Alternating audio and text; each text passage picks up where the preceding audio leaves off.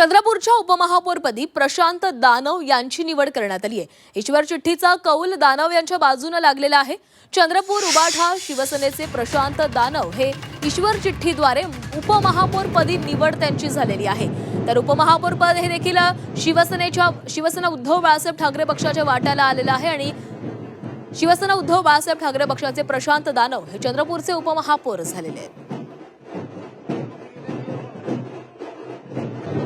Bharatiya Janata party व उद्धव बाळासाहेब ठाकरे शिवसेना या दोन्ही नेत्यांचा आपसामध्ये संवाद चालू होता। दोन्ही नेत्यांमध्ये चर्चा चालू होती आणि शेवट असं ठरलं की भारतीय जनता पार्टीला महापौरपद आणि उबाटा म्हणजे शिवसेनाला उपमहापौरपद असं आमचं ठरलेलं होतं। त्यास